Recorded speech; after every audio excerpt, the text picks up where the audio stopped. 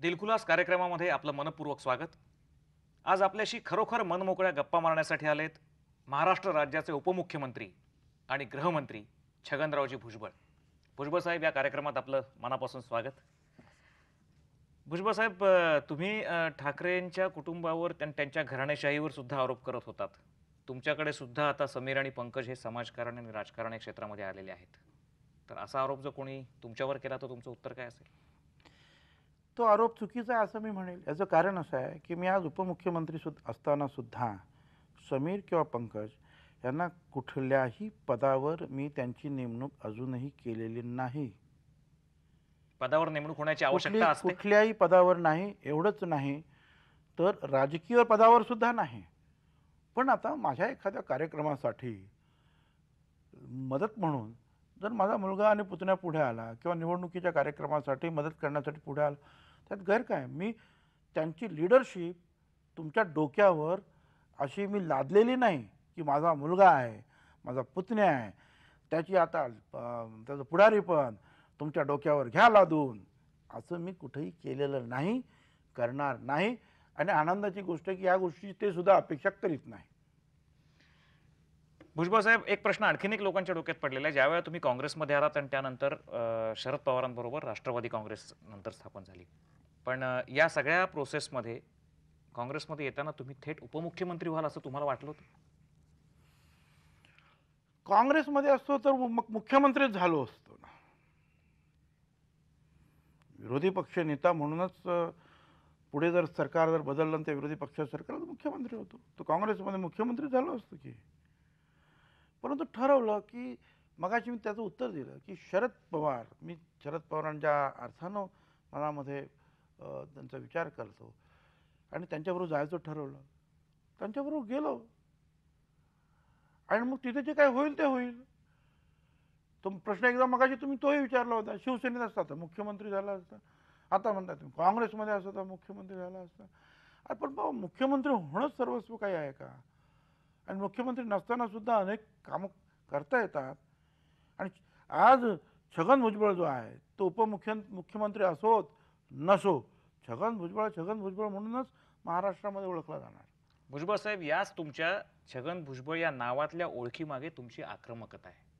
तुम्ही प्रचार करताना किंवा तुम्ही तुमच्या राजकीय आयुष्यात आक्रमक असताय, लोकांनी बघितलेलं आहे.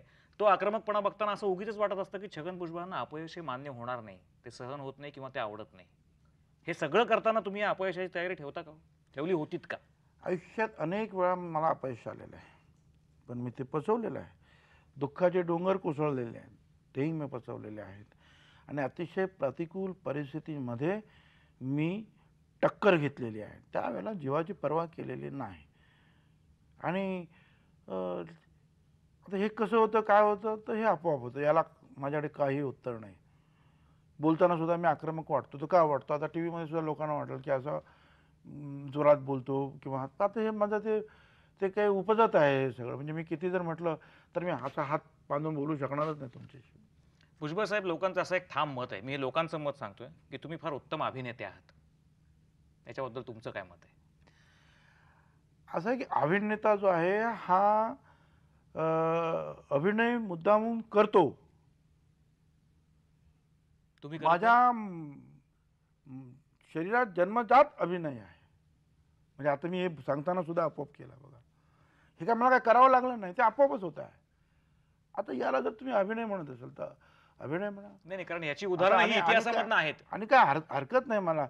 कोण नेता म्हणा, कोणी अभिनेता म्हणा. अभिनेता असल्याशिवाय नेता होताच येत नाही. पण नेता मात्र आहे त्याच्यामध्ये, दोन्ही याच्यामध्ये. तुम्ही ज्यावेळेला कर्नाटक सीमेवर जाऊन अचानक वेगळा वेश घालून अवतरलात, तेव्हापासून महाराष्ट्राला माहिती आहे की तुमचा आवेश, तुमचा अभिनिवेश, तुमचं वेशांतर आणि वेगवेगळ्या प्रसंगी वेगवेगळं वागणं, हे सगळं तुमचं आक्रमक जरी असतं तरी त्याच्यामध्ये कुठेतरी एक राजकीय अभिनय दडलेला असतो, म्हणून हा प्रश्न विचारला. एक थोडंसं पुढे काही काळ जाऊन पुन्हा एकदा तुमच्या आत्ताच्या वर्तमानाकडे येतो. तुमच्या काळामध्ये पोलीस खात्यामध्ये जास्तीत जास्त प्रमाणावर बदल्या झाल्या असं एक लोकांचं म्हणणं आहे. हे जर सिद्ध जर झालं तर तुम्ही सांगाल ते करायची माझी तयारी आहे. किंबहुना या बाबतीमध्ये कोर्टातच मी केस दाखल केलेली आहे. नारायण यांच्या विरोधात होईल ना फैसला.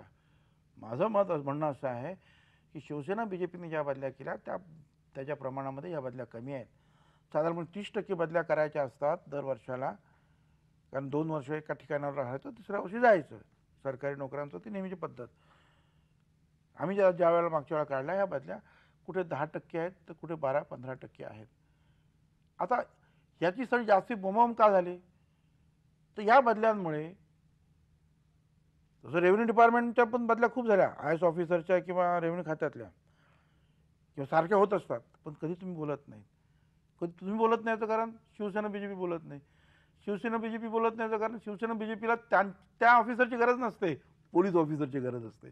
आणि आपण नेमलेला, आपल्या कारकिर्दीत नेमलेला police officer, deputy commissioner, ACP, अमुक तमुक हा बदलला की त्यांची जी काही बसलेली असते घडी त्यांची, त्या दृष्टीनं ती घडी विस्कटते. आणि म्हणून त्यांनी तो जास्तीत जास्त किल्ला आक्रोश, त्या आक्रोशाला बळी पडून आता लोक म्हणायला लागले फार बदल्या होतात, फार बदल्या. ही साफ झूट आहे.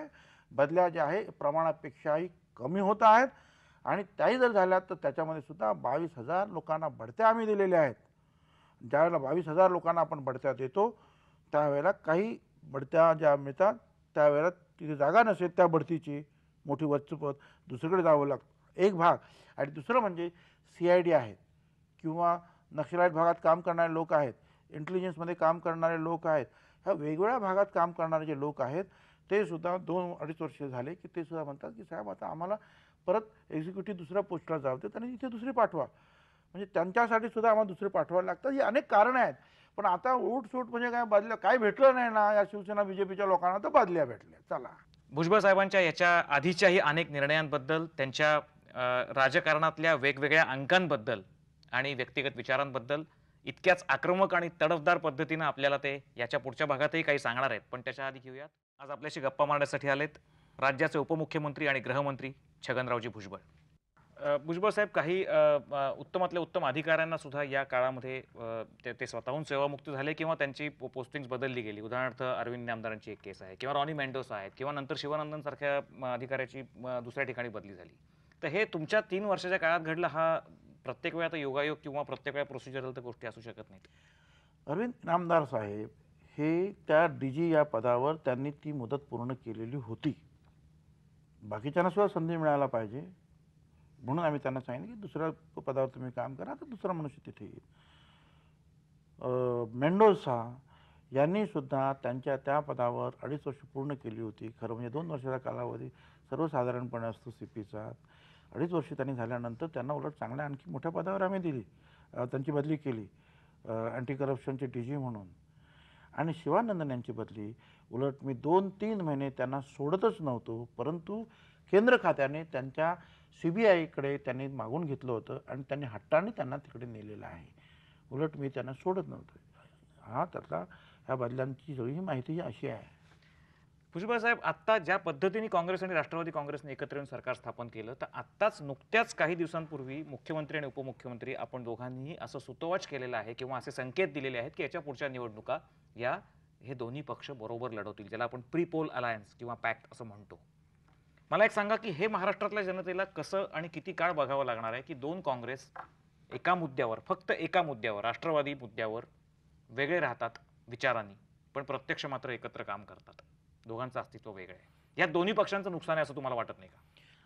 जेवढी वर्ष शिवसेना BJPचं वेगळे पक्ष, सेम आयडिओलॉजी आणि शासनात एकत्र काम करण्याचं हे जे पाहणं जे आहे हे जनतेच्या नशिबी फार वर्षापासून आलेलं आहे ना. जनता जर ते पाहू शकते तर हे पाहू शकते ना. मी पाहू इथे शकते, पण इथे नुकसान इथे सुद्धा सेम आयडिओलॉजी आहे, वेगवेगळे पक्ष आहेत आणि एकत्र सरकारमध्ये काम करतो आहोत आपण. तिथे सुद्धा Shiv Sena BJP ideology principle same, जवळजवळ पक्ष वेगवेगळे एकमेका उडावर, म्हणजे आपण शब्द बोलता सगळं काय होतं आहे, सरकार आलं की एकत्रित बसतात. आज सुद्धा बसलेले आहेत केंद्रामध्ये. तर हे होतं असं. आणि आता तर हिंदुस्थानमध्ये आपण पाहतो की केंद्र सरकारमध्ये सुद्धा 22 पक्ष बसलेले आहेत. अनेक इतर राज्य सरकारामध्ये 2-2, 3-3 पक्ष बसलेले आहेत. मला असं वाटतं याच्यापुढे जे आहे हा प्रकार जो आहे काही वर्ष तरी हा देशपातळीवरच हा असाच चालणार आहे. आणि वेगवेगळे पक्ष जे आहेत, रिजनल पार्टीज आहेत किंवा काही ऑल इंडिया पार्टीज आहेत, हे आता काश्मीरचा मुद्दा घ्या ना. निवडणूकच होत्यामुळे ही सरकार बनवण्यासाठी आणि अतिशय प्रतिकूल परिस्थितीमध्ये बॅलेटला तोंड देऊन बॅलेट टाकण्यासाठी बुलेटसुद्धा लोकांनी अंगावर घेतल्या. बरोबर आहे. बरोबर. नाही झालं ना सरकार तिथे. आता तिथे अलायन्स होणार ना. एकमेकाच्या विरोधात जे कोणी लढले असतील त्यांना एकत्र येऊन सरकार करावंच लागेल ना. आता ही परिस्थिती महाराष्ट्रामध्ये सुद्धा आली. एकमेकाच्या विरुद्ध आम्ही लढलो. पण शिवसेना BJPच्या विरुद्ध पहिल्यापासूनच लढत होतो आणि त्यामुळे ते परत सरकारमध्ये येऊ नये हा मॅन्डेट, आदेश, जनादेश होता लोकांचा. त्यामुळे आम्ही त्यांना दूर ठेवण्यासाठी एकत्रित सरकार स्थापण्याचं काम केलं आणि आज आम्हाला असं वाटतं की यापुढे शिवसेना BJP जर वेगळे राहून एकत्रित निवडणुका लढू शकतात तर होय काँग्रेस आणि राष्ट्रवादीसुद्धा एकत्रित निवडणुका लढू शकतात. अलीकडे मीरा भाईंदरमध्ये त्यांनी एकत्रित आम्ही लढवल्या, नांदेडमध्ये सुद्धा एकत्रित लढवल्या. कदाचित दोन्ही पक्षातील पुढाऱ्यांनी अर्थात ठरवायचं आहे, पार्टीने ठरवायचं आहे. मी काही एकटा त्याबद्दल काही सांगू शकत नाही. पण योग्य विचार केला तर याच पद्धतीने भविष्यामध्ये सुद्धा एकत्र येऊन या निवडणुका लढवल्या जातील. नुसत्या एकत्र येऊन निवडणूक लढवल्या जातील का एकत्र येण्याची पण शक्यता, तयार होण्याची शक्यता नाकारता येत नाही? नाही, मला अगदी अलीकडच्या काळामध्ये असं काही वाटत नाही असं काही होईल. एकत्र येण्याची प्रक्रिया अजिबात सुरू झालेली नाही किंवा ती दृष्टिक्षेपात सुद्धा नाही. तुमचं सरकार म्हणजे दोन्हीही काँग्रेसचं सरकार कार्यकाल पूर्ण करेल असं वाटतं आपल्याला? 100% आमचं आघाडीचं सरकार 100% कार्यकाल पूर्ण करणार. 5-6 महिन्यापूर्वी त्याचा अकाली त्या सरकारचा मृत्यू घडवण्याचा प्रयत्न जो आहे हा शिवसेना BJPनं केला. चमत्कार. त्याला ते चमत्कार म्हणत किंवा काही म्हणून मग तो काही झाला नाही. शेवटी तो उलटला त्यांच्यावर. आणि आता जेव्हा पाहताय की अजूनही शासन चालूच आहे तर काय करायचं. आता मग बाहेर आता मग कुठे रस्ता रोको. आता शासन चुकीचं काम करत आहे तर विधानसभा आहे तिथं काहीतरी बोला, सभा घेऊन बोला.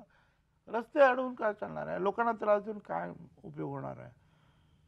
परंतु त्यांचं ते कामच आहे की रस्ते अडवायचे. त्याच्यातून काय झाले तर झाले दंगे, मारामाऱ्या. दंगे झाले, एकमेकांचं रक्त सांडवलं, हिंदू मुसलमान. मग आम्ही हिंदूंची पोशिंद्यावधी करत करत मग पक्ष वाढवायचा, नेतृत्व वाढवायचं हे काम करतायत. करू द्या त्यांना. तुमच्या आघाडीविषयी आपण बोललो. शिवसेना आणि भाजपच्या युतीविषयी तुम्हाला काय वाटतं? ही युती टिकेल? आणि मुळात जे पक्ष एका व्यक्तीच्या नेतृत्वावर अवलंबून असतात अशा पक्षांचं भवितव्य शिवसेनेसारख्या हे काय असेल असं तुम्हाला वाटतं? असं आहे की शिवसेना BJPची युती ही टिकेल. याचं कारण शिवसेना प्रमुखांनी वाजपेयींच्या विरुद्ध असू देत किंवा या भाजपच्या इतर पुढाऱ्यांच्या विरुद्ध वाटेल तितकं बोललेले आहेत. पण आपण काय पाहिलं शेवटी त्यांनी तिथे येऊन त्यांना सांगायचं नाही ठीक आहे चला आता तुम्ही बोलू द्या, आता हरकत नाही, परत एकत्र. हे प्रकार आपण पाहिलेत. यांनी बोलायचं मी चाललो म्हणून, त्यांनी यायचं सेंटरमध्ये मिटिंग करायची, मग संपलं आमचं.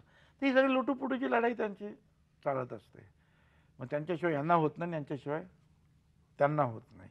ही खरी परिस्थिती आहे. त्याच्यामुळे शिवसेना BJP जी आहे ही एकमेकाच्या कितीही विरुद्ध जरी बोलली तरी हे राज्यामध्ये BJPला शिवसेनेची गरज आहे आणि केंद्रामध्ये सत्तेत राहण्यासाठी शिवसेनेला BJPची. या सगळ्या गोष्टींविषयी आपण बोलणार आहोत, पण त्याच्या आधी आपण घेऊयात. आज आपल्याशी बोलण्यासाठी आलेत या राज्याचे उपमुख्यमंत्री आणि गृहमंत्री छगनरावजी भुजबळ. शिवसेनेतल्या नेतृत्वाविषयी काय वाटतं आपल्याला?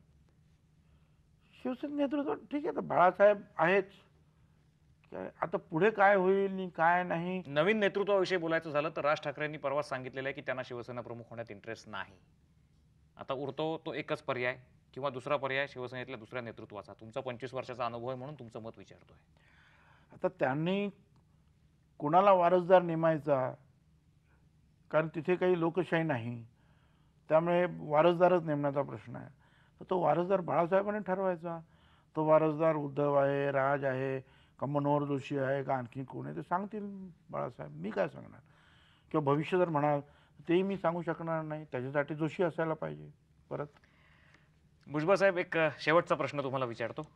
या राज्याची आर्थिक स्थिती धोक्यात असताना आपण उपमुख्यमंत्री झालात. त्याच्यानंतर 3 वर्षाचा काळ झाला. आत्तासुद्धा जी काही रेटिंग झालेली आहेत, काही क्रायसिलची किंवा इतर आपल्या रोख्यांच्या विषयीची रेटिंग झालेली आहेत.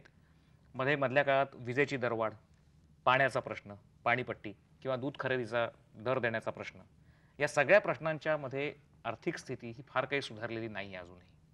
याच्या पुढचा 2 वर्षाचा कार्यकाळ पूर्ण करण्याचा निर्धार तुम्ही व्यक्त केलेला आहे. याच्यामध्ये कुठले कठोर निर्णय तुम्हाला येत्या नजीकच्या काळामध्ये, जसं तुम्ही कायद्यामधला बदल म्हणालात पोलिसांच्या उपयोगाकरता, तसे कुठले कठोर निर्णय तुम्हाला आता नजीकच्या काळात लगेचच घ्यावे लागणार आहेत असं वाटतं? असं आहे समीरण, मला आता असं सुचवायचं आहे की या बाबतीमध्ये तुम्ही खास फक्त आर्थिक विषय घेऊनच चर्चा घडून आणायला पाहिजे. आणि मी म्हणा किंवा अर्थमंत्री की तर कोणी येऊन तुमच्याशी चर्चा करू.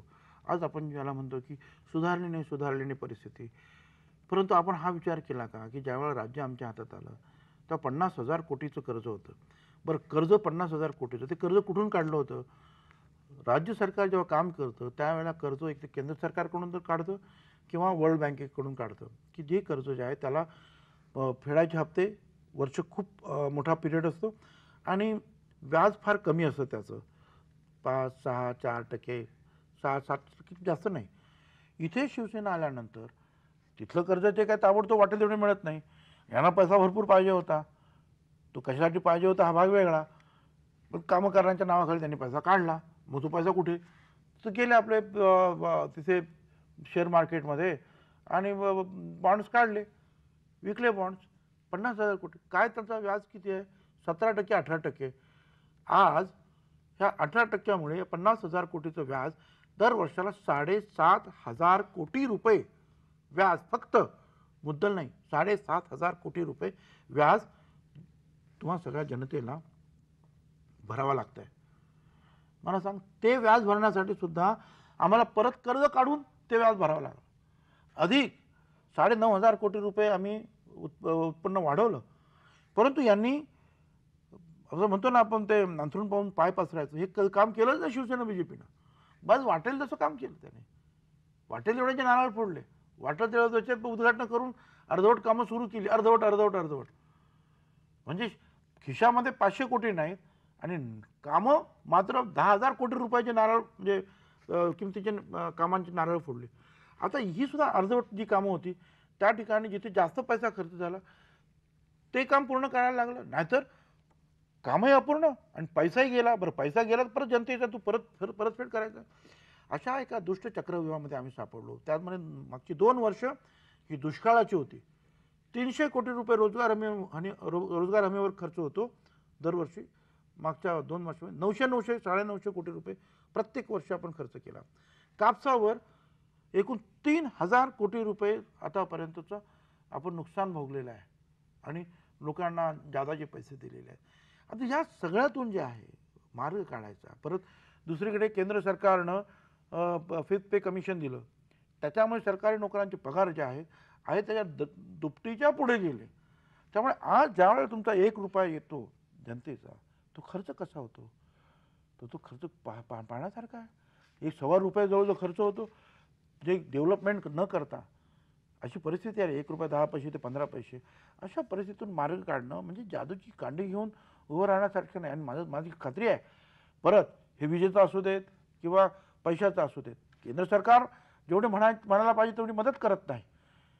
आंध्र सरकारला त्यांनी 700 कोटी रुपये दिले दुष्काळाचे. आम्ही मुंडे, राणे सगळ्यांना घेऊन गेलो होतो तिकडे वाजपेयी साहेबांकडे. 100 कोटी रुपये सुद्धा दुष्काळाचे आम्हाला त्यांनी दिले नाहीत. इथे जे मागासवर्गीयांना मिळतात, आंध्र प्रदेशला 70 कोटी दिले आम्हाला. पहिल्या 3 वर्षामध्ये 2 वर्ष काही दिलं नाही, नंतर आता 3 कोटी देतात किंवा आणखी आता थोडेफार मिळतील. म्हणजे हा भेदभाव परत आहेच ना. की कुठले कठोर निर्णय तुम्हाला घ्यावे लागतील असं वाटतं या नजीकच्या काळामध्ये, ताबडतोब आत्ता? असं आहे की किती कठोर निर्णय आम्ही जरी घेतले तरी ही परिस्थिती ताबडतोब सुधारणं शक्य नाही. कारण आम्ही काही ताबडतोब लोकांवर डबल टिबल टॅक्सेस वाढवू शकत नाही. दुधाचे भाव डबल करू शकत नाही, का पाण्याचे भाव डबल करू शकत नाही, का विजेचे भाव डबल टेबल करू शकत नाही. त्यामुळे हे जे कर्ज जे फेडण्याचं प्रमाण जे आहे हे हळूहळू होईल. त्याला दुसरा मार्ग आम्ही प्रयत्न करतो की वर्ल्ड बँकेने ते सॉफ्ट लोन द्यावं कमी व्याजाचं आणि मग हे जादा महागडं कर्ज जे आहे आम्ही ते फेडावं. म्हणजे 7,500 कोटी रुपयाच्या ठिकाणी 2,000 कोटी रुपये आम्हाला फक्त व्याजाचे जर भरावे लागले तर आमचे 5,000 कोटी रुपये वाचतील. आम्ही ते जनतेच्या साठी खर्च करू. परंतु कठोर निर्णय जर म्हणाल तर आज आम्ही आमच्यापुरते स्टाफ कमी करण्यापासून तर त्यांच्या खर्चावर आम्ही नियंत्रण आणण्याचं काम केलेलं आहे. टेलिफोन अमुक तमुक गाडी खर्च त्याच्यावर आम्ही नियंत्रण आणलेलं आहे. पण त्याचबरोबर आता आमचा प्रयत्न राहणार आहे की शक्यतो इतर ज्या गोष्टी ज्या आहेत सगळ्या जनतेनं सगळं फुकट काहीच या जगामध्ये मिळत नाही. खरं म्हणजे काहीच जगात प्रत्येक गोष्टीसाठी आपल्याला पैसे द्यावे लागतात आणि म्हणून जनतेनं सुद्धा या बाबतीमध्ये थोडंसं सहकार्य करण्याची गरज आहे. थोडंसं एक नया पैसा वाढल्यानंतर आपण ताबडतोब जे काही आंदोलन उभी करतो याने काही प्रश्न काही फार सुटतील असं काही मला वाटत नाही.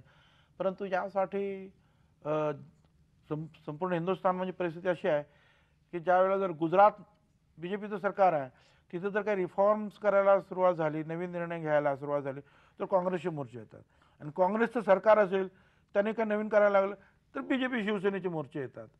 हे जोपर्यंत चालू आहे तोपर्यंत या देशामध्ये फक्त महाराष्ट्र नाही देशातले सगळीच राज्य अडचणीत आलेली आहे आणि त्या अडचणीत पुढे सुद्धा राहतील जर आपण या सगळ्या गोष्टींचा योग्य विचार केला नाही तर.